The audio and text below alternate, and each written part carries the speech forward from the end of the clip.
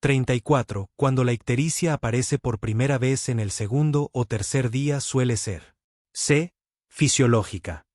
Errores comunes en preguntas de examen. 1. Ignorar el marco temporal. El error, no priorizar el momento de aparición. En neonatología, el timín es crucial para el diagnóstico diferencial. Ictericia en primeras 24 horas. Patológica, por ejemplo, hemólisis, opción A. Ictericia segundo a tercer día. Fisiológica, opción C. Ictericia después del tercer a cuarto día, asociada a lactancia, opción B, o otras causas. La solución: memoriza los tiempos clave. Son un atajo diagnóstico infalible. 2. Elegir una opción técnicamente posible, pero no la más probable. El error, la equimosis, D, y la hemólisis, A, pueden causar ictericia en ese momento. Sin embargo, la pregunta dice suele ser, lo que implica la causa más frecuente. Elegir una causa secundaria, equimosis, sobre la causa principal, fisiológica, es un error clásico. La solución: presta atención a las palabras como suele, más probable, más frecuente, diagnóstico inicial. Estas pistas te indican que busques la regla, no la excepción. 3. Dejarse engañar por asociaciones fuertes pero incorrectas. El error: tener un bloqueo mental donde asocias un concepto fuertemente con otro, pero en el contexto equivocado. Lactancia materna e ictericia están muy asociados, por lo que muchos estudiantes saltan a esa opción, B, sin verificar el marco temporal. La solución: confirma siempre que todas las condiciones de la pregunta, especialmente el tiempo, se cumplan para tu respuesta elegida. Ictericia neonatal. Fisiología de la bilirrubina. 1. ¿Qué es la bilirrubina indirecta o no conjugada? Producto de la degradación del grupo hemo de los glóbulos rojos. Insoluble en agua. Se une a la albúmina en sangre. No puede ser excretada por la orina. 2. ¿Qué es la bilirrubina directa o conjugada? Bilirrubina procesada en el hígado por glucuroniltransferasa. Soluble en agua. Puede ser excretada en bilis y orina. Formada por conjugación con ácido glucurónico. 3. ¿Por qué los recién nacidos son más susceptibles a la ictericia? Mayor producción de bilirrubina, 2 a 3 veces más que adultos. Vida media de los glóbulos rojos más corta, 70 a 90 días versus 120 días. Inmadurez hepática. Menor actividad de glucuroniltransferasa. Mayor circulación enterohepática. Menor capacidad de transporte hepático. Ictericia fisiológica. 4. ¿Cuándo aparece la ictericia fisiológica? Entre el segundo y tercer día de vida. Pico máximo entre el tercero y quinto día. Resuelve hacia el séptimo a 10º día. En prematuros puede durar hasta 2 semanas. 5. ¿Qué niveles de bilirrubina se consideran normales en ictericia fisiológica? A máximo 12 a 15 mg/dl en recién nacidos a término. Máximo 15 a 18 mg/dl en prematuros. Aumento menor de 5 mg/dl por día. De bilirrubina directa menor de 2 mg/dl. 6. ¿Qué características diferencian la ictericia fisiológica de la patológica? Aparece después de 24 horas. A niveles que no exceden rangos esperados. Resolución espontánea. Recién nacido asintomático y en buen estado general. Ictericia patológica. 7. ¿Cuáles son los criterios de ictericia patológica? Aparición en primeras 24 horas de vida. Aumento mayor de 5 mg/dl por día. En niveles superiores a percentil 95 para edad. Bilirrubina directa mayor de 2 mg/dl. Ictericia que persiste más de 2 semanas. 8. ¿Cuáles son las principales causas de ictericia en las primeras 24 horas? Enfermedad hemolítica por isoinmunización, RH, AVO. E infecciones congénitas. Hemorragias internas / cefalohematoma. Deficiencia de G6PD. Policitemia. 9. ¿Qué es el kernicterus y cuáles son sus manifestaciones? Encefalopatía bilirrubínica por depósito en ganglios basales. Fase aguda, letargo, hipotonía, pobre alimentación. Fase intermedia, hipertonía, opistótonos, fiebre. Secuelas, parálisis cerebral, sordera, retraso mental. Ictericia por lactancia materna. 10. ¿Cuándo aparece la ictericia por lactancia materna? Después del tercer a cuarto día de vida. Pico máximo hacia el 10º a 15º día. Puede persistir 3 a 12 semanas. Niveles generalmente entre 12 a 20 mg/dl. 11. ¿Cuáles son los mecanismos propuestos para la ictericia por lactancia materna? Disminución de la ingesta calórica. Aumento de la circulación enterohepática. Factores en la leche que inhiben la conjugación. Deshidratación relativa. 12. ¿Cómo se diferencia de la ictericia por leche materna? Ictericia por lactancia, por baja ingesta, aparece temprano. Ictericia por leche materna, por factores en la leche, aparece tardía. Evaluación y diagnóstico. 13. ¿Qué antecedentes son importantes en la evaluación de ictericia neonatal? Edad gestacional. Edad en horas al inicio. Grupo sanguíneo y RH de madre e hijo. Antecedentes de ictericia en hermanos. Tipo de alimentación. 14. ¿Qué hallazgos al examen físico sugieren ictericia patológica? Ictericia en primeras 24 horas. Palidez, hepatomegalia. Signos de infección. Hematomas o cefalohematomas grandes. 15. ¿Cómo se evalúa la progresión cefalocaudal de la ictericia? Zona 1, cara 5 a 8 mg/dl. Zona 2, tronco superior 8 a 12 mg/dl. Zona 3, tronco inferior 12 a 15 mg/dl. Zona 4, muslos 15 a 18 mg/dl. Zona 5, pies 18 mg/dl. 35. Los principales modos de transmisión del cólera son: D. Consumo de agua contaminadas. Categorías de errores comunes en exámenes. 1. Confundir el mecanismo con la consecuencia o la enfermedad. Error. Elegir la opción B, gastroenteritis. Análisis. La gastroenteritis es la manifestación clínica, la enfermedad o el síntoma, que causa el Vibrio cholerae. No es el modo en que se adquiere. El examen pide el vehículo de transmisión, no el resultado. ¿Cómo evitarlo? Pregúntate, ¿esto es lo que causa la enfermedad o es la enfermedad en sí? 2. Confundir un factor de riesgo con el mecanismo de transmisión. Error. Elegir la opción C, niños menores de 2 años. Análisis. Este es un clásico. Los niños menores de 2 años son un grupo de riesgo o una población vulnerable, pero no son un modo de transmisión. El virus o la bacteria no se transmite por el simple hecho de ser un niño. ¿Cómo evitarlo? Pregúntate, ¿esto describe a quien afecta más, o cómo llega el patógeno a la persona? 3. No identificar la respuesta más correcta o principal. Situación. Dudar entre A. Alimentos contaminados y D. Consumo de agua contaminadas. Análisis. Ambas son vías de transmisión fecaloral válidas para el cólera. Sin embargo, la pregunta pide los principales modos. El cólera es un prototipo de enfermedad de transmisión hídrica, por agua. Los brotes epidémicos más importantes están ligados al agua contaminada. Aunque los alimentos son una vía, es secundaria y a menudo el alimento se contamina con agua sucia. ¿Cómo evitarlo? Presta atención a las palabras clave como principal, más frecuente, inicial, secundario. Cuando dos opciones parezcan correctas, elige la que es conceptualmente más fundamental o la que se enfatiza en la teoría. Guía de estudio. Cólera. Subtema 1. Agente etiológico y microbiología. 1. ¿Cuál es el nombre de la bacteria que causa el cólera? Respuesta. Vibrio cholerae. 2. ¿Qué serogrupos de Vibrio cholerae son responsables de las epidemias y pandemias? Respuesta. Los serogrupos O1 y O139. 3. ¿Qué factor de virulencia principal produce Vibrio cholerae y qué efecto tiene? Respuesta. La toxina del cólera, enterotoxina.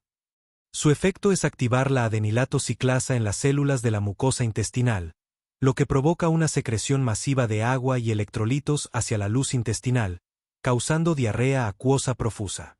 4. Menciona los dos biotipos del serogrupo O1. Respuesta: V. cholerae O1 clásico y V. cholerae O1 el TOR.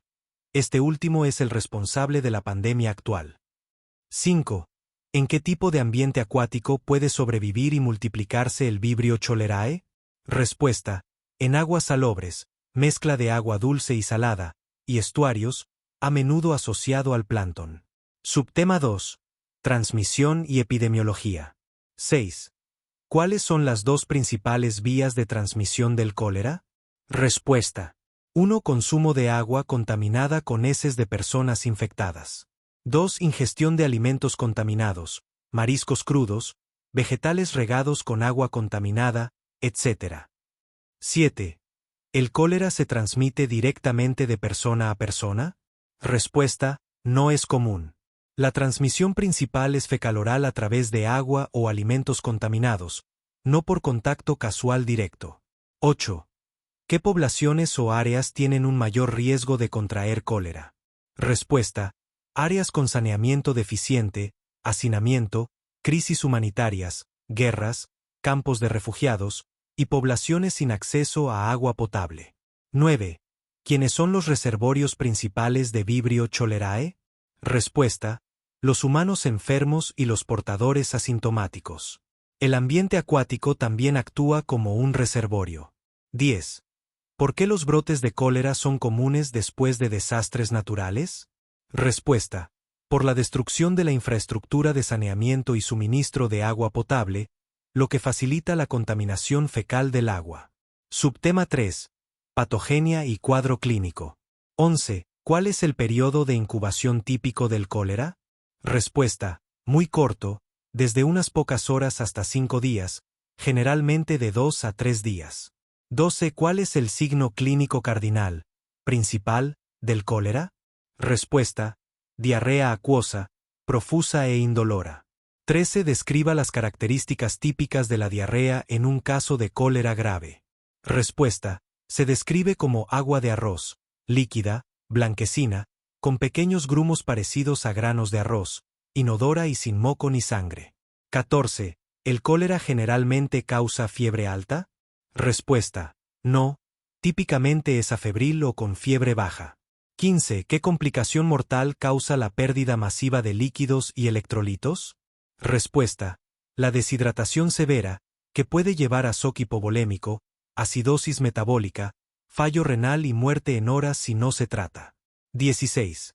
¿Qué electrolitos se pierden masivamente en la diarrea del cólera, pudiendo causar calambres musculares?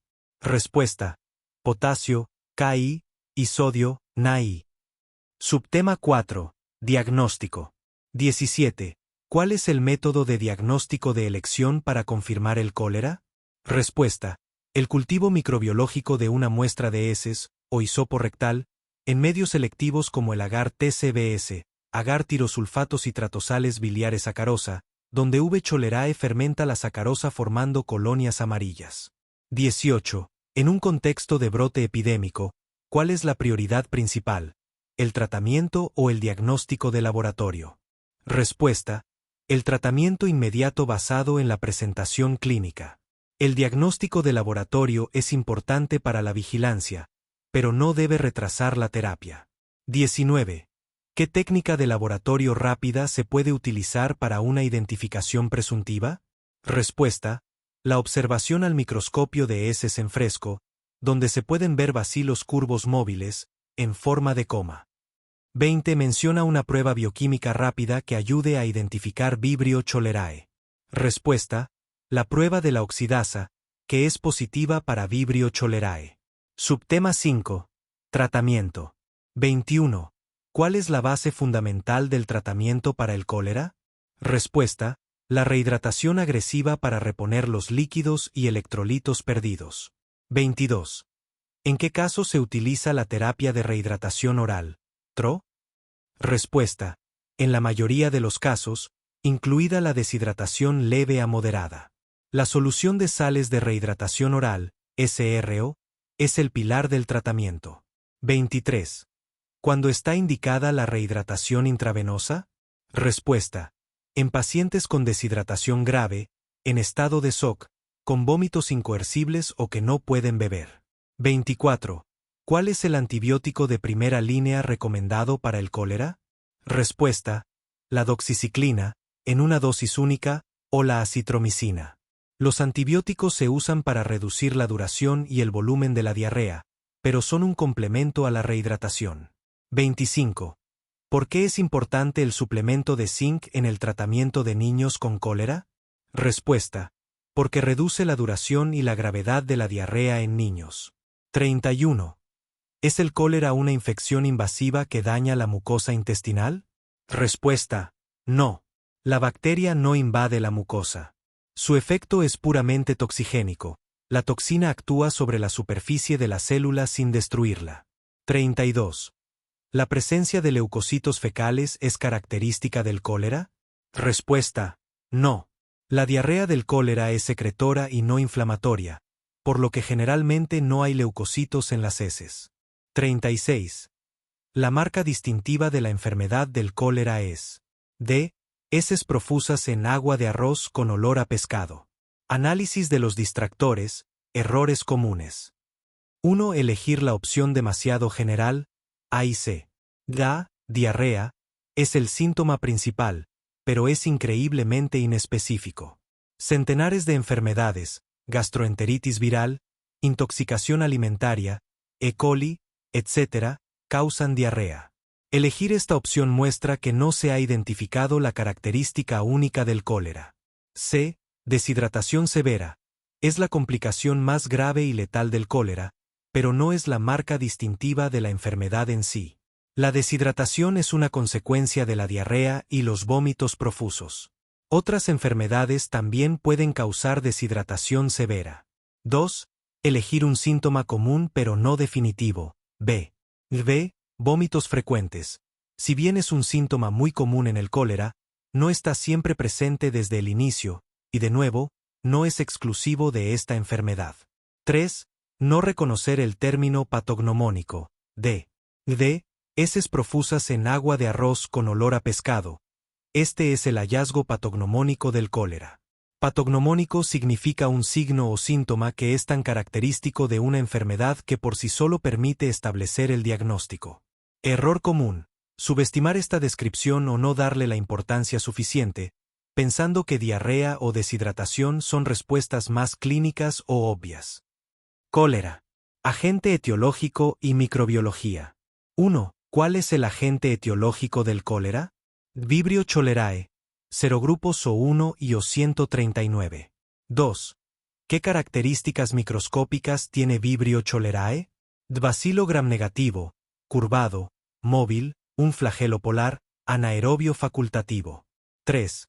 ¿Qué toxina produce Vibrio cholerae y cuál es su mecanismo de acción? La toxina colérica, CTX. Se une a receptores GM1 en enterocitos, activa permanentemente la subunidad GS de la adenilato ciclasa, aumentando el AMPC intracelular.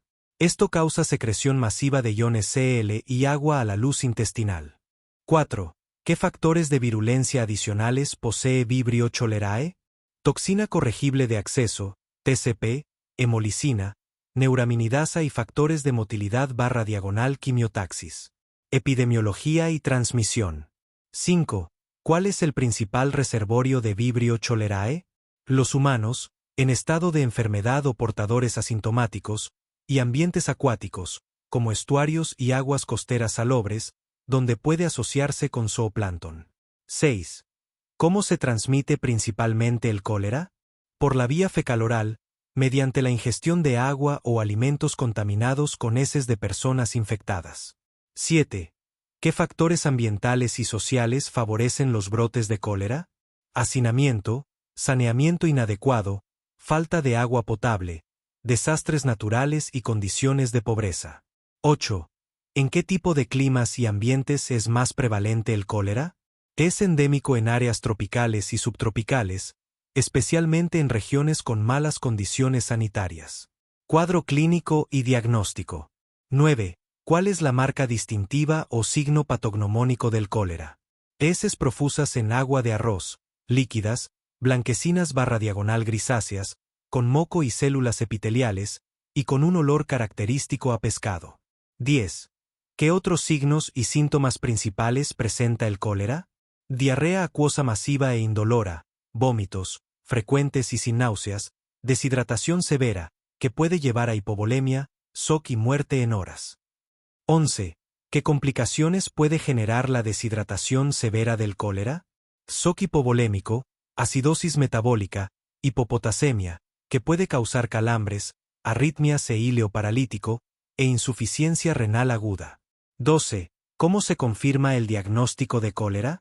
Aislamiento de Vibrio cholerae en cultivo de heces, usando medios selectivos como TCBS, agar taurocolato sacarosa, donde forma colonias amarillas. 13. ¿Qué métodos diagnósticos rápidos existen?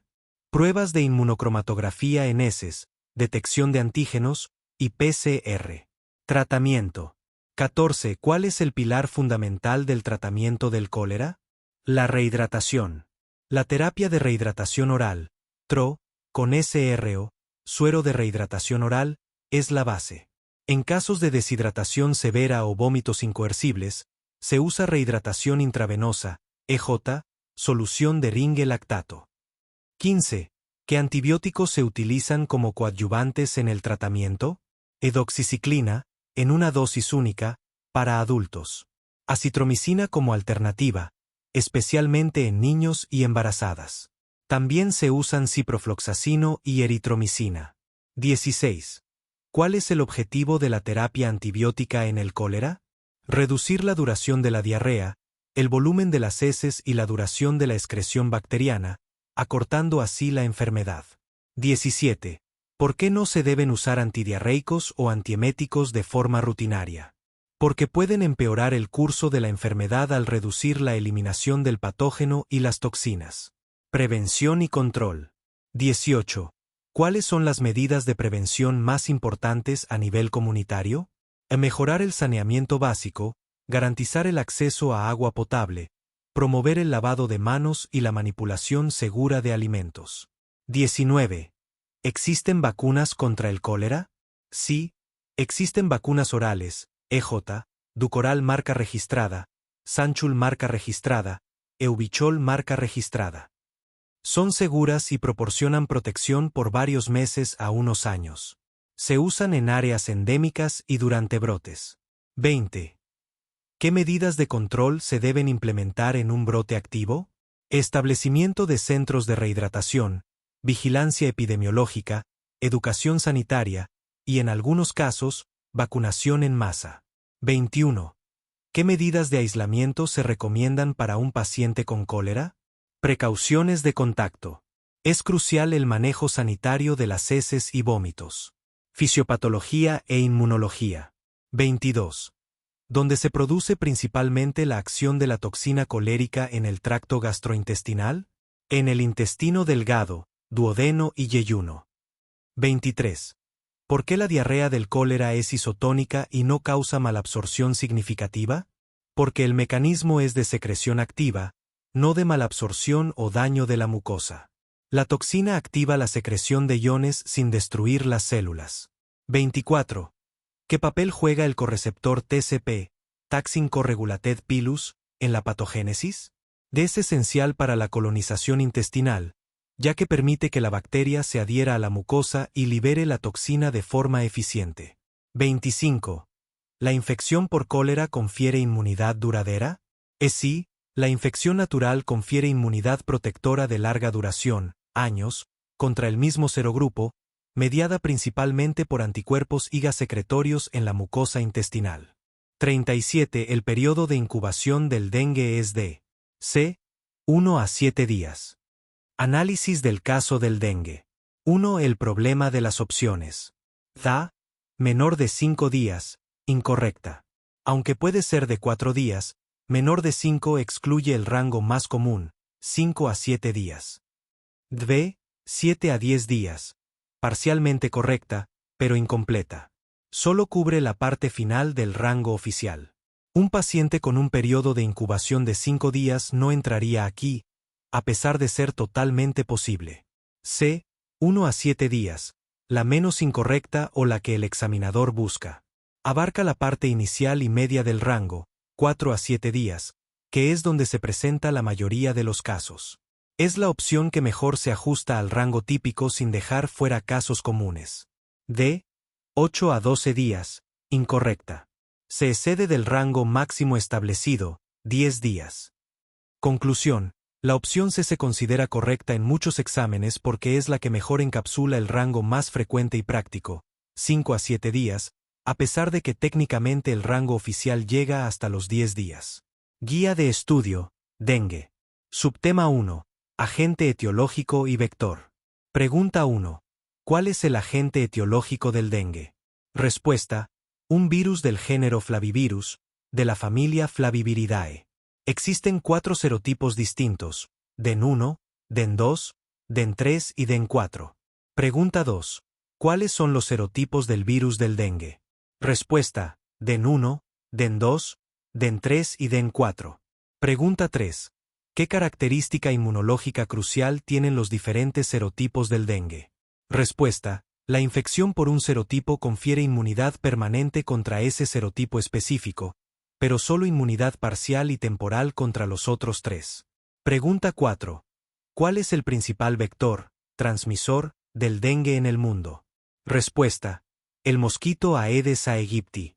Pregunta 5. Mencione un vector secundario del dengue en algunas regiones. Respuesta. Aedes albopictus, mosquito tigre asiático. Pregunta 6. ¿Qué caracteriza al mosquito Aedes aegypti? Respuesta. Es un mosquito de color oscuro con marcas blancas en forma de lira en el tórax y patas a bandas blancas y negras. Subtema 2. Transmisión y ciclo. Pregunta 7. Describa el ciclo de transmisión del dengue. Respuesta. 1. Un mosquito Aedes pica a una persona infectada. 2. El virus se replica en el mosquito durante 8 a 12 días, periodo de incubación extrínseco. 3. El mosquito infectado pica a una persona sana, transmitiéndole el virus. 4. La persona desarrolla la enfermedad después del periodo de incubación. Pregunta 8. ¿El dengue se transmite directamente de persona a persona? Respuesta. No. La transmisión requiere siempre la picadura de un mosquito vector infectado. Pregunta 9. ¿En qué momento del día suelen picar los mosquitos Aedes aegypti? Respuesta. Principalmente durante el día, con picos de actividad en las primeras horas de la mañana y al final de la tarde. Pregunta 10. ¿Puede un mosquito Aedes transmitir el virus a toda su descendencia? Respuesta. No, la transmisión transovárica, a los huevos, es posible pero no es el mecanismo principal de propagación. Subtema 3. Periodo de incubación y fases clínicas. Pregunta 11. ¿Cuál es el periodo de incubación del dengue, en el humano? Respuesta. De 4 a 10 días, con un promedio de 7 a 10 días. Pregunta 12. Nombre las 3 fases clínicas de la enfermedad del dengue. Respuesta. 1. Fase febril. 2. Fase crítica. 3. Fase de recuperación. Pregunta 13. ¿En qué día de la enfermedad suele comenzar la fase crítica? Respuesta. Generalmente entre el día 3 y el 7, coincidiendo con la defervescencia, bajada de la fiebre. Pregunta 14. ¿Qué caracteriza a la fase febril del dengue? Respuesta. Fiebre alta súbita, cefalea intensa, dolor detrás de los ojos, mialgias, artralgias, náuseas, vómitos y exantema, erupción cutánea. Pregunta 15. ¿Por qué la fase crítica es la más peligrosa? Respuesta. Porque existe el riesgo de desarrollar dengue grave, con extravasación de plasma, acumulación de líquidos, dificultad respiratoria, sangrados graves o fallo orgánico. Subtema 4. Signos y síntomas. Pregunta 16. Mencione al menos 5 síntomas característicos del dengue. Respuesta. Fiebre alta, cefalea intensa, dolor retroocular, mialgias y artralgias, exantema, náuseas y vómitos. Pregunta 17. ¿Qué es el exantema en el dengue y cómo se manifiesta? Respuesta. Es una erupción cutánea que puede ser de 2 tipos. Una erupción temprana rojiza o una erupción tardía con islas de piel blanca, Islas Blancas en un mar rojo. Pregunta 18. ¿Qué signo es un predictor de alarma para dengue grave? Respuesta. El dolor abdominal intenso y sostenido. Pregunta 19. Mencione 3 signos de alarma según la OMS.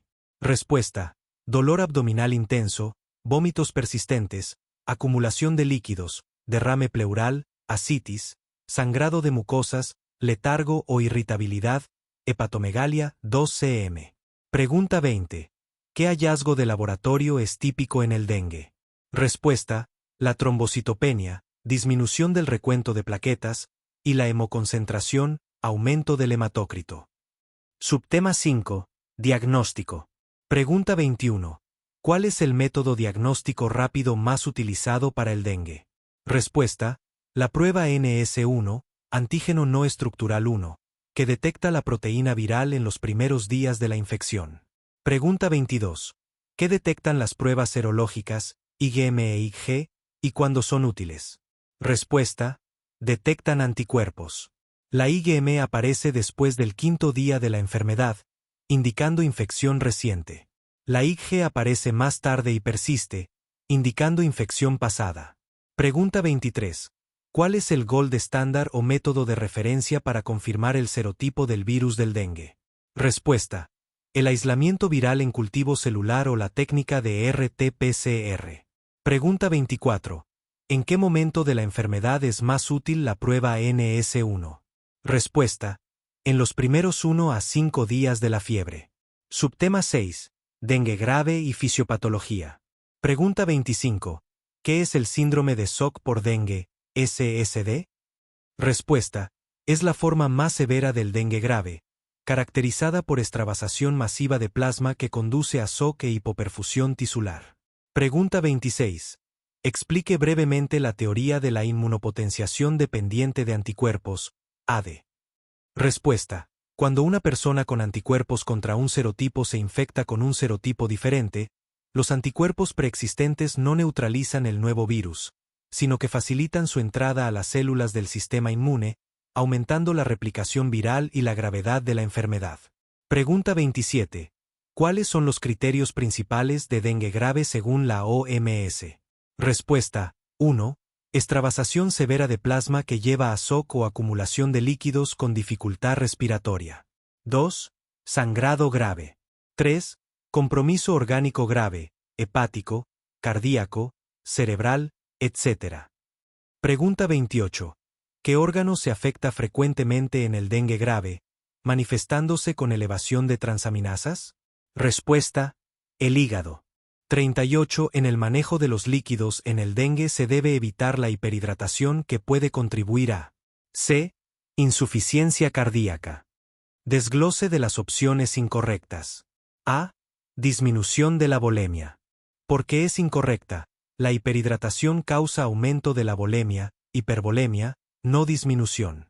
Este es un error común de lógica inversa. El estudiante puede confundirse porque el problema inicial en el dengue es la disminución de la volemia, pero la pregunta se refiere a la complicación de la hiperhidratación, sobre tratamiento. Trampa. Confundir la fisiopatología de la enfermedad con la complicación del tratamiento. B. Aumento de la diuresis. ¿Por qué es incorrecta? Si bien es cierto que una volemia normal o ligeramente aumentada promueve la diuresis, la hiperhidratación severa puede llevar a lo contrario, disminución de la diuresis por síndrome de dificultad respiratoria aguda o falla cardíaca. Sin embargo, la opción más directa y grave de la hiperhidratación no es orinar más, que incluso podría ser visto como un mecanismo compensatorio. El examinador busca la complicación más peligrosa. Trampa. Sonar como un efecto fisiológico benigno o incluso positivo, desviando la atención de las complicaciones graves. D. Edema generalizado. ¿Por qué es una trampa poderosa, pero no la mejor respuesta a esta opción es parcialmente cierta? La hiperhidratación sin duda puede causar o empeorar el edema. De hecho, es un signo de alarma. Sin embargo, en el contexto del dengue, el edema es una consecuencia, pero la complicación que puede llevar a la muerte y que está más directamente vinculada a la hipervolemia aguda es la sobrecarga fluídica que desborda al corazón, llevando a la insuficiencia cardíaca y al edema pulmonar. Trampa. Presentar una consecuencia verdadera pero menos crítica para que el estudiante no elija la más grave y directa. En un examen, siempre se debe buscar la complicación más severa y fisiopatológicamente directa. ¿Por qué C? Insuficiencia cardíaca es la correcta. La hipervolemia aguda resultante de la hiperhidratación genera 1. Aumento de la precarga del ventrículo derecho e izquierdo. 2. El corazón, que puede estar afectado por la miocarditis propia del dengue, o simplemente por la sobrecarga, no puede manejar este exceso de volumen.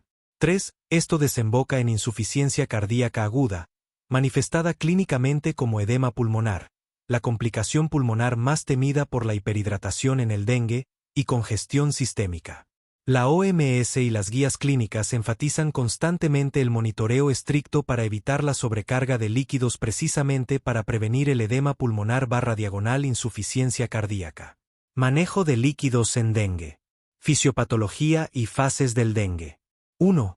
¿Cuál es el mecanismo fisiopatológico principal que justifica la reposición de líquidos en el dengue grave?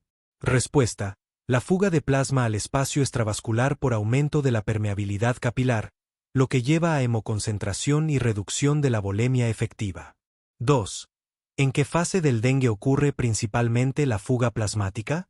Respuesta: en la fase crítica, generalmente entre el día 3 a 7 de la enfermedad.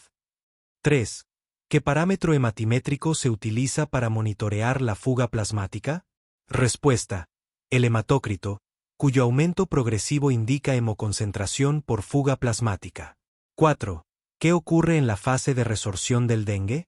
Respuesta: el líquido extravasado retorna al espacio intravascular, pudiendo causar hipervolemia si persiste la administración agresiva de fluidos.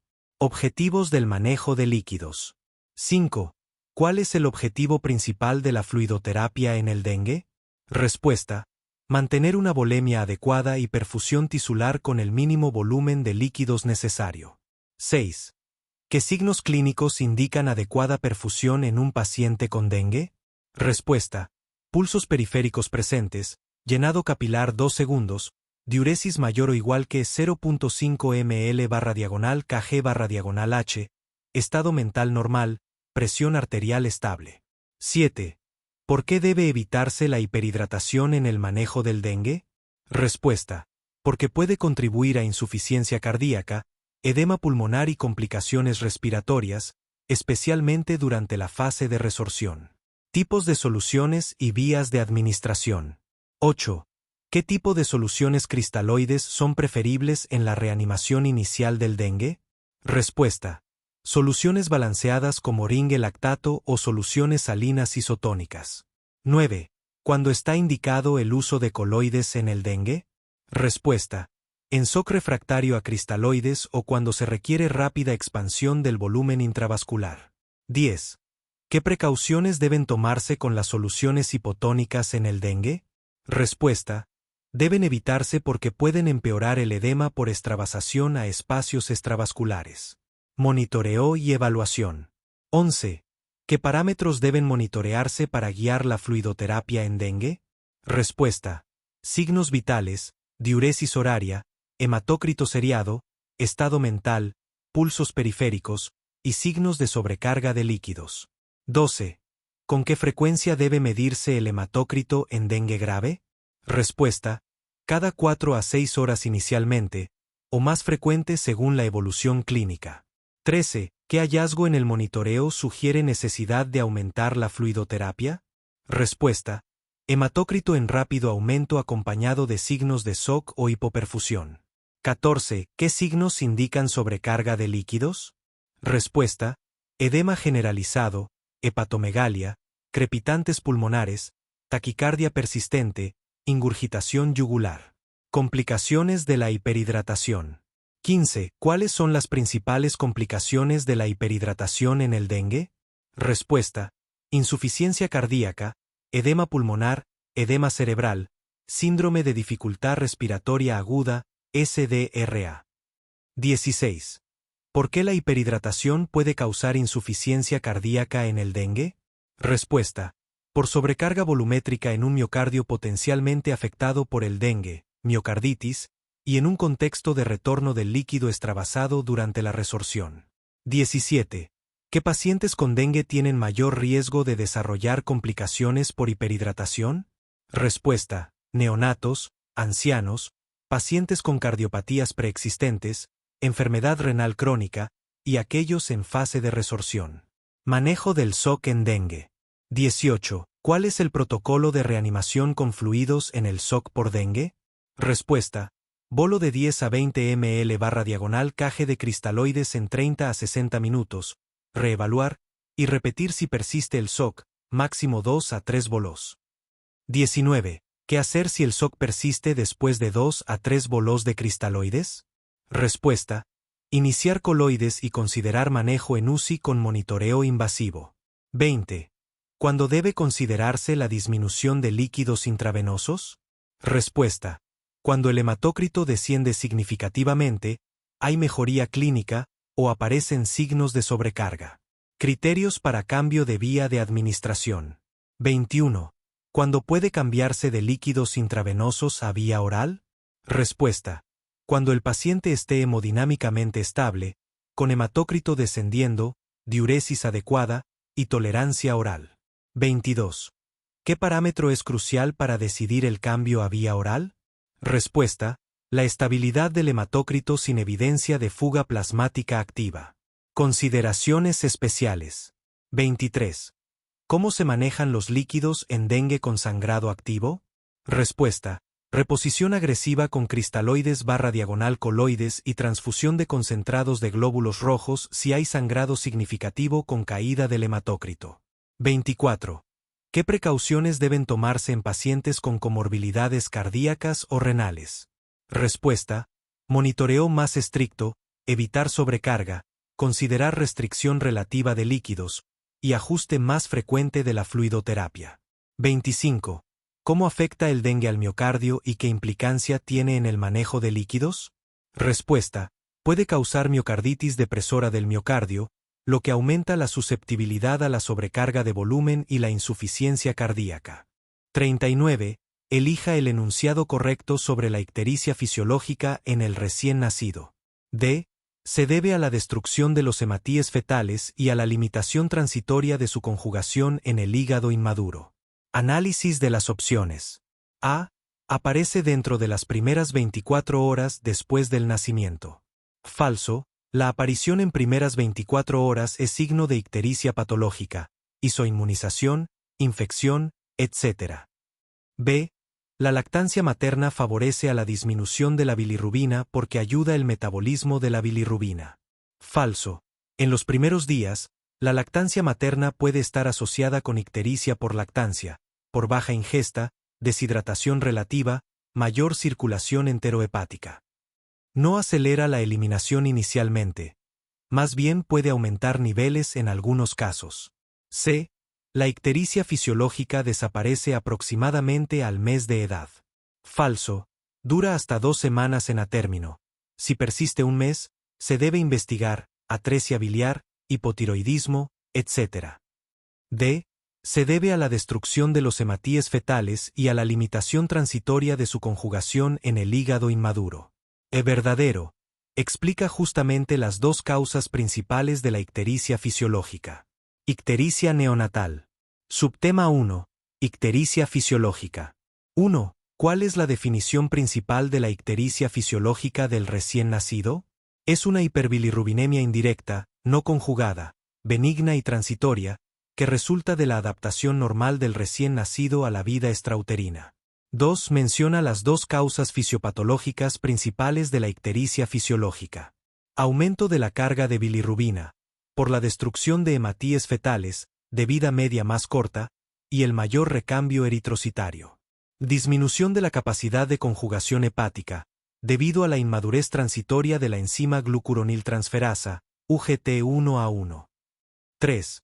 ¿Por qué es característico que la ictericia fisiológica no aparezca en las primeras 24 horas de vida? Porque su aparición temprana, primeras 24 horas, es un signo de ictericia patológica, frecuentemente asociada a hemólisis, e.g., enfermedad hemolítica por isoinmunización. 4. ¿En qué día de vida suele alcanzar su pico máximo la ictericia fisiológica en un recién nacido a término? Alrededor del tercer a quinto día de vida. 5. ¿Cuál es el rango de tiempo habitual para la resolución de la ictericia fisiológica en un recién nacido a término? Desaparece aproximadamente a la 1 a 2 semanas de vida. 6. ¿Qué nivel de bilirrubina sérica total suele considerarse el límite superior para un recién nacido a término con ictericia fisiológica? Aproximadamente 12 a 15 mg/dl. Los valores superiores a este rango deben investigarse. 7. ¿Por qué los recién nacidos prematuros tienen un riesgo mayor y más prolongado de ictericia fisiológica? Porque su hígado es aún más inmaduro, tienen menor ingesta y un ritmo intestinal más lento, lo que dificulta la conjugación y eliminación de la bilirrubina. Subtema 2. Ictericia patológica. 8. ¿Cuál es la principal característica que define a una ictericia como patológica? Cualquier desviación del patrón fisiológico, que incluye aparición en primeras 24 horas, ascenso muy rápido, 0.5 mg/dl/h, niveles excesivamente altos, ictericia prolongada, 2 semanas en término, o la presencia de bilirrubina directa, conjugada, elevada. 9. Nombra las 5 causas principales de ictericia patológica, agrupadas por mecanismo fisiopatológico. Por sobreproducción de bilirrubina, enfermedad hemolítica, isoinmunización RH/avo, defectos de la membrana eritrocitaria, esferocitosis, deficiencias enzimáticas, G6PD. Por disminución de la eliminación, síndrome de Crigler-Najjar, deficiencia de UGT1A1, síndrome de Hilbert, déficit leve. Por alteración de la circulación enterohepática, ictericia por lactancia materna, obstrucción intestinal. Por enfermedad hepatocelular, infecciones congénitas, TORCH, hepatitis neonatal, atresia de vías biliares. E otras, hipotiroidismo congénito, sepsis. 10. ¿Qué se debe sospechar si la ictericia persiste más de 2 semanas en un recién nacido a término? Ictericia prolongada. Las causas incluyen ictericia por leche materna, hipotiroidismo congénito, obstrucción de vías biliares, la bilirrubina directa estaría elevada, o infección. 11. ¿Qué parámetro de laboratorio es crucial medir para diferenciar una ictericia obstructiva/diagonal hepática de una por sobreproducción? La fracción de bilirrubina. Una bilirrubina directa o conjugada, 2 mg/dl o mayor que 20% del total sugiere patología hepática o obstructiva, colestasis. 12. ¿Qué entidad se sospecha ante un recién nacido con ictericia en las primeras 24 horas? ¿Anemia y esplenomegalia? Enfermedad hemolítica por isoinmunización, EG, incompatibilidad RH o AVO. Subtema 5. Diagnóstico y tratamiento. 21. ¿Cuál es el método de cribado no invasivo más utilizado para medir los niveles de bilirrubina? El bilirrubinómetro transcutáneo.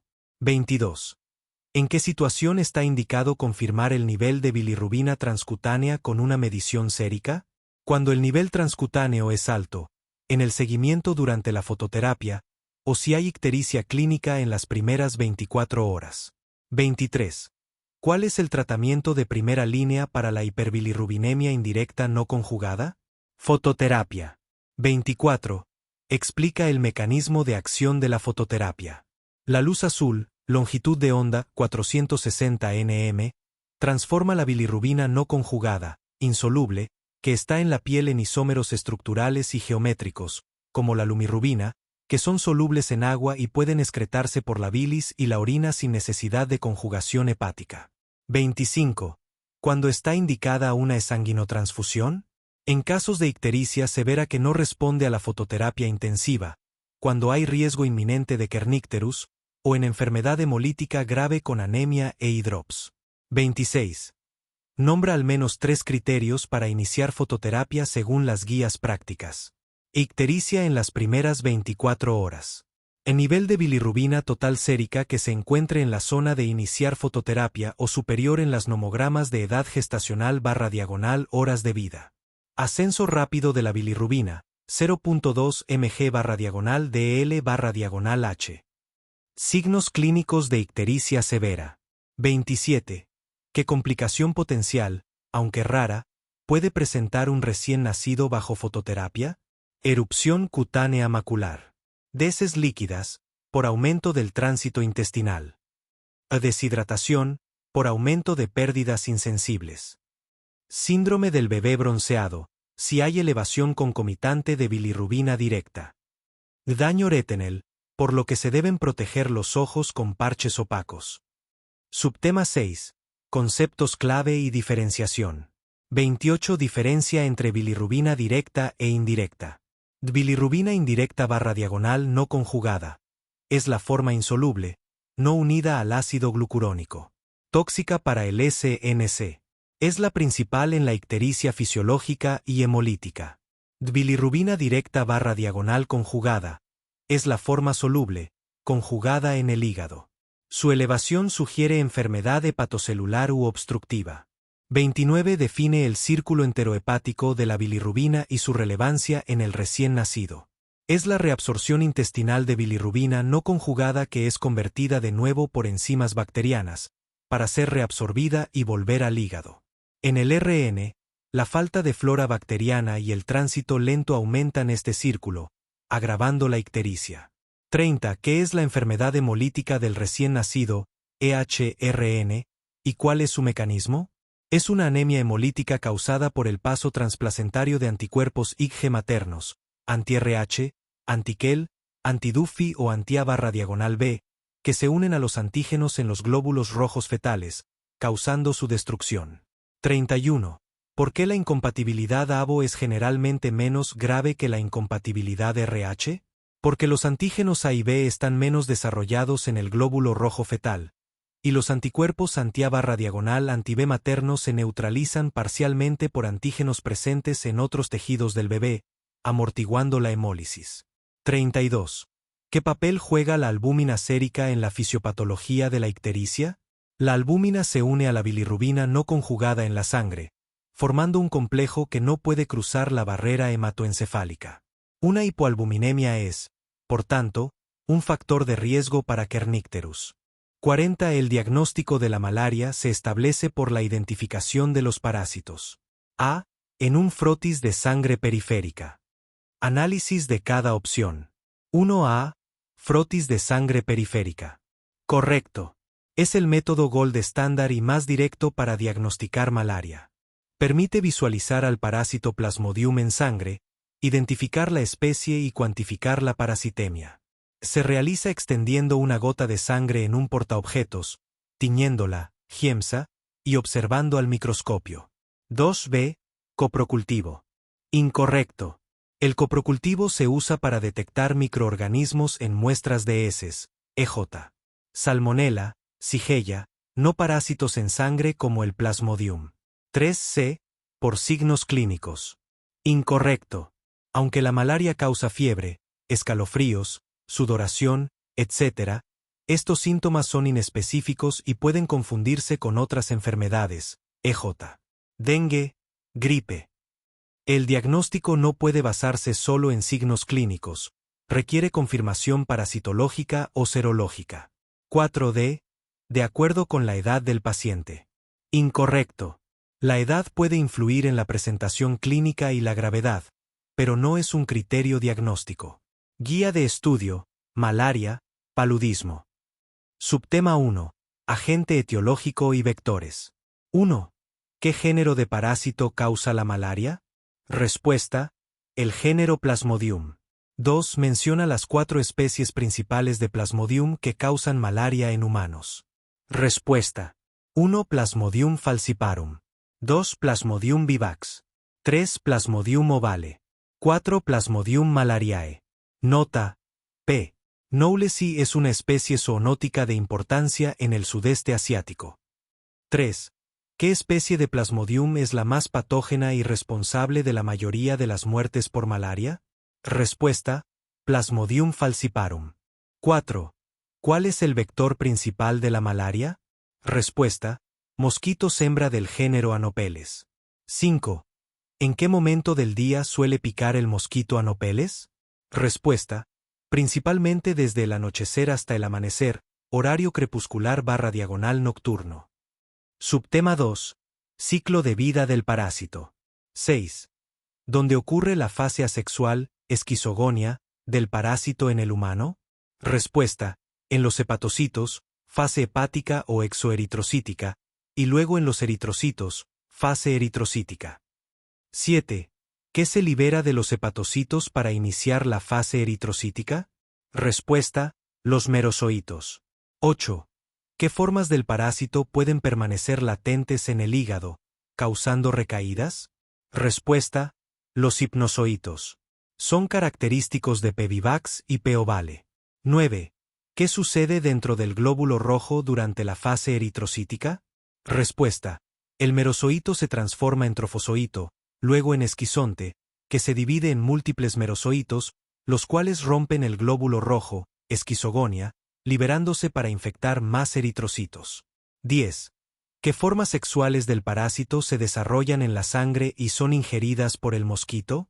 Respuesta: los gametocitos, microgametocitos masculinos y macrogametocitos femeninos.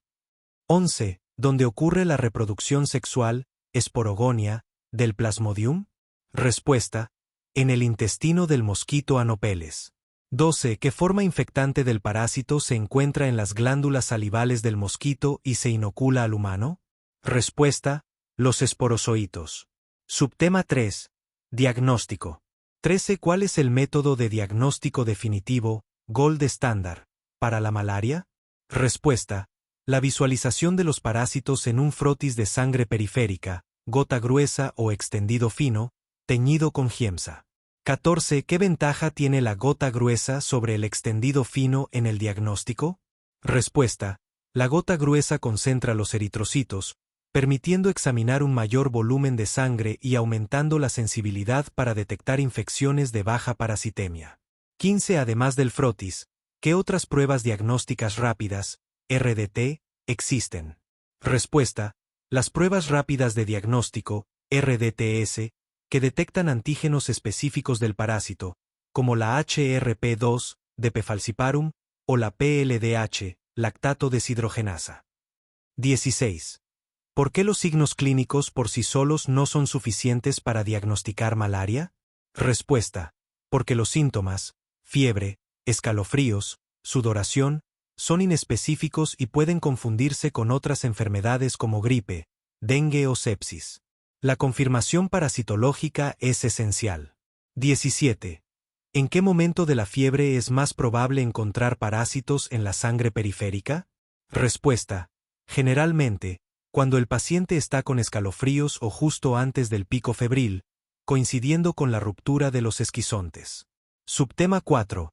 Cuadro clínico y complicaciones. 18. Describe la tríada clásica de síntomas de un acceso malárico. Respuesta: 1. Fase fría. Escalofríos intensos y temblores. 2. Fase caliente. Fiebre alta, cefalea, mialgias. 3. Fase de sudoración. Sudoración profusa y defervescencia de la fiebre. 19. ¿Qué especie de Plasmodium causa ciclos febriles cada 48 horas? ¿Fiebre terciana? Respuesta: P. vivax, P. ovale y P. falciparum, aunque en P. falciparum la fiebre suele ser irregular. 20. ¿Qué especie de Plasmodium causa ciclos febriles cada 72 horas? ¿Fiebre cuartana? Respuesta: Plasmodium malariae. 21. ¿Qué es la malaria cerebral y por qué especie es causada? Respuesta: es una complicación grave y a menudo mortal del paludismo por P. falciparum, caracterizada por alteración del estado de conciencia, convulsiones y coma, debido al secuestro de glóbulos rojos parasitados en los capilares cerebrales. 23.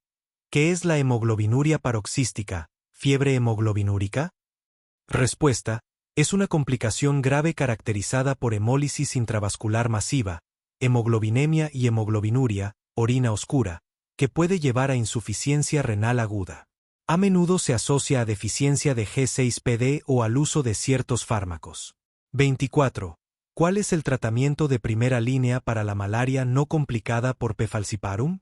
Respuesta: las terapias combinadas basadas en artemisinina, ACTS, como artemeter lumefantrina. 25. ¿Qué fármaco se utiliza para eliminar los hipnozoitos de Pevivax y Peovale y prevenir las recaídas? Respuesta: la primaquina o la tafenoquina. 26. ¿Qué precaución esencial se debe tomar antes de administrar primaquina? Respuesta: realizar una prueba para descartar deficiencia de glucosa 6-fosfato deshidrogenasa, G6PD, ya que su administración en pacientes deficientes puede causar hemólisis severa. 27. Menciona un fármaco utilizado para la quimioprofilaxis de la malaria. Respuesta: la doxiciclina, atovaquona proguanil, malarone o mefloquina. La elección depende de la zona de resistencia. 28. ¿Cuál es el tratamiento de elección para la malaria grave por P. falciparum? Respuesta: la artemisinina intravenosa, artesunato, es el tratamiento de primera elección. Si no está disponible, se usa quinina intravenosa.